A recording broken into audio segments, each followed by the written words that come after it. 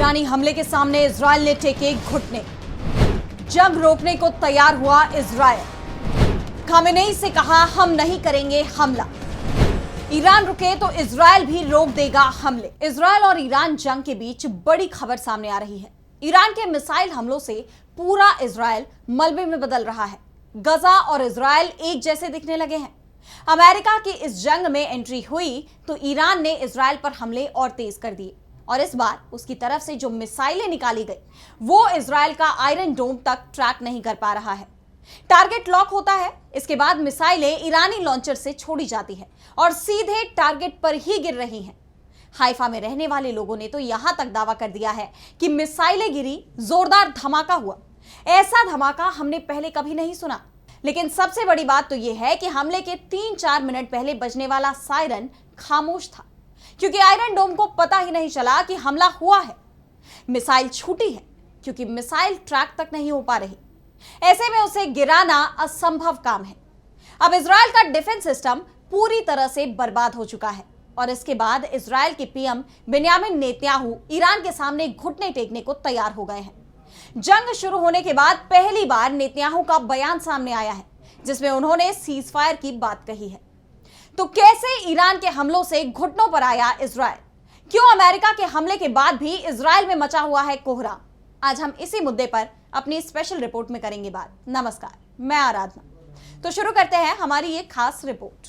तो इजरायल ने 13 जून को ईरान पर हमला किया था और उसी दिन ईरान के supreme leader Ayatollah Ali Khamenei ने कसम खाई थी कि वो इजरायल को कड़ा सबक सिखाएंगे। जब उनसे सवाल किया गया था कि जब ईरान के सामने सीजफायर का प्रस्ताव आएगा तो क्या ईरान इसे स्वीकार करेगा, इस पर उन्होंने साफ कर दिया था कि सीजफायर तो होगा लेकिन उससे पहले दुश्मन को करारा जवाब दिया जाएगा। जितना नुकसान हमारा हुआ है उससे कहीं ज्यादा नुकसान दुश्मन का होगा और उसके बाद ही सीजफायर होगा। खामेनेई कभी भी इजरायल का नाम नहीं लेते हैं। या तो ज़ायोनी शासन बोलते हैं या दुश्मन, या फिर इजरायल को कब्जे वाली जगह बताते हैं। साफ है, खामेनेई जिस मौके की तलाश में थे वो मौका अब इजरायल ने उन्हें दे दिया है और फिर उनकी तरफ से जो हमले शुरू किए गए उसने इजरायल को पूरी तरह से बैकफुट पर धकेल दिया और अब इजरायल पानी मांग रहा है। जो जंग शुरू की थी उसे खत्म करने की मांग कर रहा है। ईरान से कह रहा है कि हमले रोक दो, हम जंग खत्म करना चाहते हैं। लेकिन ईरान की तरफ से हमले तेज होते जा रहे हैं। ईरान के हमलों से बचने के लिए अब इजरायल बातचीत और सीजफायर की बात कर रहा है। इजरायली अधिकारियों ने कहा कि अगर ईरान के सर्वोच्च नेता अयातुल्ला अली खामेनेई हमले रोककर समाधान की ओर जाने की ख्वाहिश जताते हैं तो इजरायल भी सैन्य अभियान रोक देगा। इजरायली न्यूज वेबसाइट वायनेट की रिपोर्ट के मुताबिक एक इजरायली अधिकारी ने कहा है कि अगर खामेनेई फायर रोकते हैं और कहते हैं कि वो लड़ाई खत्म करना चाहते हैं तो हम भी इसे स्वीकार करेंगे। आपको पता है कि ये पहली बार है जब इजरायल की तरफ से इस तरह का बयान सामने आया है। साफ है, इजरायल अब सीज फायर चाहता है क्योंकि ये माना जा रहा है कि ये जंग अगर लंबी चलेगी तो वो अब इसे सहन नहीं कर पाएगा। यानी इजरायल अब बैकफुट पर आ गया है। नेतन्याहू घुटने टेकने को तैयार है, लेकिन क्या खामेनेई इजरायल को माफी देने के लिए तैयार हैं? ये सबसे बड़ा सवाल है। इजरायल में जो तबाही मची हुई है उसके बाद वहां के लोग अपनी सरकार से नाराज दिख रहे हैं। अमेरिकी रिपोर्ट ही बता रही है कि इजरायल के पास अब 8 से 10 दिन और जंग लड़ने लायक संसाधन बचे हुए हैं, जबकि ईरान लंबे समय तक लड़ाई लड़ सकता है, मैदान में टिका रह सकता है।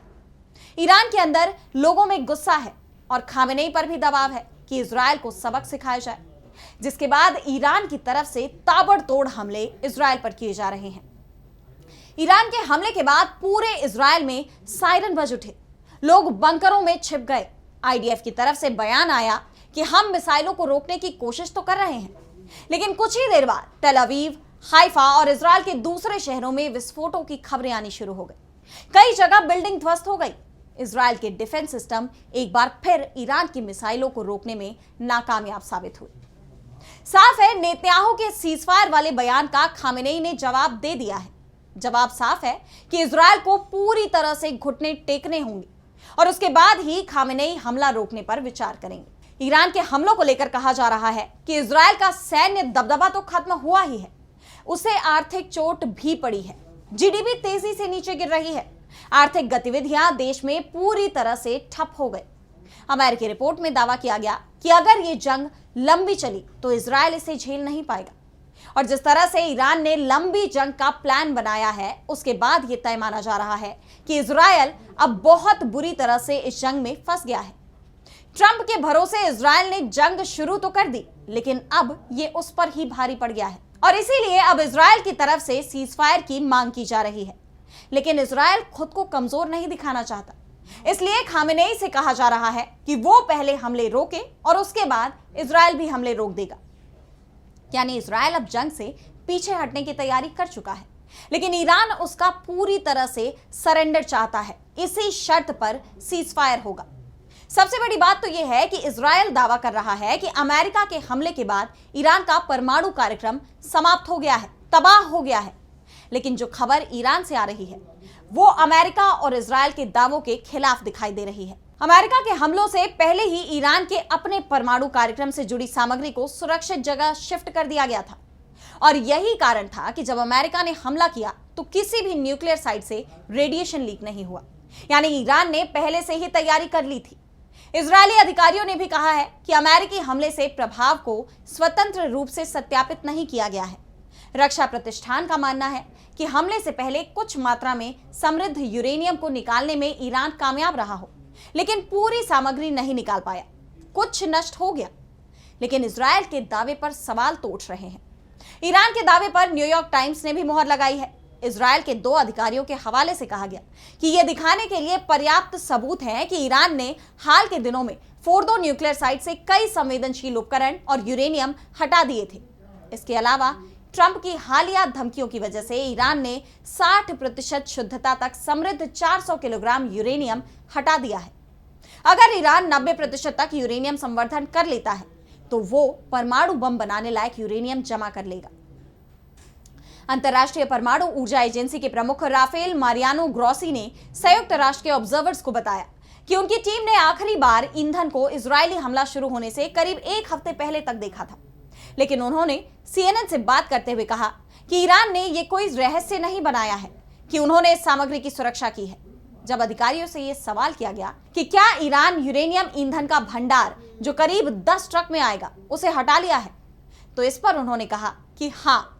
CNN ने बताया है कि अमेरिकी राष्ट्रपति डोनाल्ड ट्रंप ने ईरान पर हमले का फैसला काफी देर से लिया है।